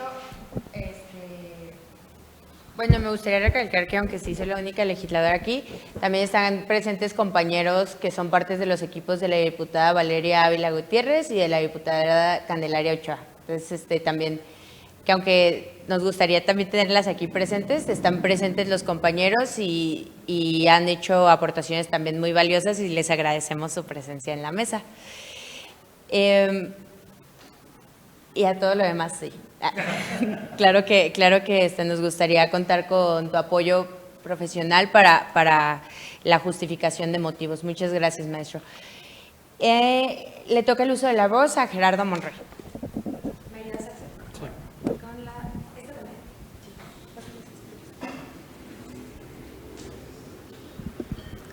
Muchas gracias. Celebrar nuevamente la posibilidad de escuchar y estar rebotando ideas con todas y todos, porque eso pues, al final nos va enriqueciendo mucho la perspectiva y una cosa que me parece fundamental de estos ejercicios justo es poder tener esta posibilidad de intercambios. Lo extrañamos en la mesa anterior, en donde pues, no vinieron personas que representaban de alguna forma la perspectiva de los servicios turísticos, que es importante poder pues generar estos diálogos, ¿no? Entonces, bueno, agradecido por ello. Yo nada más cerraría diciendo que una de las cosas más importantes de esta iniciativa de ley es que ayuda a, de alguna manera, tratar de prevenir pues sí, evitar o regular la presión que ejercen los grandes capitales en la forma en cómo se va definiendo y conformando la dinámica de las ciudades. Y sobre todo esto en favor de las posibilidades que tengamos los oriundos de cada sitio en donde nos corresponda, pues de poderlas habitar y de poder tener acceso y no vernos desplazados, porque de pronto la ciudad ya no responde a nuestra vida cotidiana, sino más bien responde a intereses que tienen que ver más con la generación de un capital que luego ni siquiera se queda aquí. Entonces yo creo que eso es muy importante. Decir también que esto no puede ir solo. O sea, esto a lo mejor una de las partes más importantes y por ello, aunque como lo dije en su momento, no es una ley que está dirigida o no es una cosa específicamente de la vivienda, porque lo que hace es atender una actividad que se da sobre los inmuebles, pero esa actividad que se da sobre los inmuebles de alguna forma puede, y lo hace, inhibe las posibilidades de acceso de estos inmuebles como soluciones de vivienda. Y lo que más nos hace falta ahora es tener posibilidades asequibles de vivienda para la población, ¿no? En un estado en donde entiendo que ahorita el promedio de ingresos mensuales para las personas que están asalariadas es como de 6,000 pesos al mes y las rentas son de no abajo de 10,000 pesos al mes, pues es una cosa que no se puede vivir en una ciudad con esas condiciones y tenemos que ir cambiando la forma de pensar que las ciudades son como el núcleo en donde se desarrolla el capital, es decir, las ciudades para la producción. Tenemos que pensar en las ciudades para los cuidados y para que la gente podamos vivir en ellas, ¿no? Y este esfuerzo que se hace no puede darse solo a partir de esta iniciativa de ley. Se tienen que hacer muchas más, ¿no? La ley de arrendamiento social es una, pero también avanzar en reformar la lógica con la que se impulsa la política habitacional, al menos a nivel local, porque a nivel nacional ahí va con algunos cambios que son favorables, desde mi perspectiva aún insuficientes, pero bueno, se va avanzando. Se tiene que generar un acorpamiento mayor, ¿no? Y evitar que se den, por ejemplo, proyectos de asociación público-privada que extraen del dominio público terrenos como, por ejemplo, Iconia o como, por ejemplo, en el centro de Zapopan, que de pronto entran a fideicomisos para que puedan tener utilidades privados que no conocemos, pues mejor que se promuevan proyectos de asociación público-sociales que puedan generar vivienda para estos grupos de manera directa, pero que además en una sobreproducción estos mismos grupos faciliten o administren espacios sobreproducidos de vivienda como vivienda en arrendamiento que ya no tienen el interés del lucro porque su fin no es el lucro y entonces se pueda conformar esa contraparte al mercado habitacional y se tenga más bien espacios de vivienda fuera del mercado, ¿no? Entonces son posibilidades que se pueden impulsar, pero pues que requiere que se vaya avanzando. Gracias. Muchísimas gracias, Gerardo. Y por último le cederíamos el uso de la voz al arquitecto Guillermo Padilla. Muchas gracias. Bueno, diputada, no me consta más que agradecerle la invitación y estamos puestos para colaborar. Por supuesto que cualquier cosa que mejore y regule una actividad comercial, una actividad de prestación de servicios, como bien lo dice Monroy, implica en las áreas construidas que deja fuera el acceso a una vivienda, que se regulen y que si esta regulación, vuelvo a celebrar la propuesta de crear un fondo para construir vivienda social y que esto quede fuera de mercado, que sea una vivienda pública, que sea una vivienda en arrendamiento, que sea una vivienda social. Esto va a equilibrar y va a tener unas mejores condiciones de ciudad. Porque imagínense, sería muy lamentable, por ejemplo, las viviendas del bienestar se lleguen a rentar después por la aplicación. Sería algo que después de que pongamos el terreno, los permisos, los créditos a tasa cero y que resulta que lo lucra, ¿no? Entonces yo creo que esa regulación va a ser muy necesaria y sobre todo pensar en que necesitamos tener un fondo para construir vivienda social y esta vivienda social esté fuera de las reglas del mercado. Gracias. Muchísimas gracias, arquitecto. De hecho, sí, una de nuestras principales críticas hacia esta política de vivienda del gobierno federal es que en algún punto llegan a estar en manos de particulares, ¿no? Y creemos que la vivienda ya pública y social tendría que ser siempre parte de un inventario del Estado que pudiera estarse renovando constantemente y nunca en manos de particulares para justamente evitar usos que sean indebidos, ¿no? Y que vuelvan a caer justamente en el mercado como se había hablado. ¿Algo más que quieran aportar, compañeros? ¿No? Bueno. Entonces, oficialmente estaríamos ya cerrando las actividades de esta mesa de dictaminación, de esta mesa de trabajo. Son las 16 horas con 53 minutos y les agradezco mucho su participación. Muchas gracias a los compañeros del canal del Congreso y a los medios de comunicación presentes también. Que tengan un excelente día.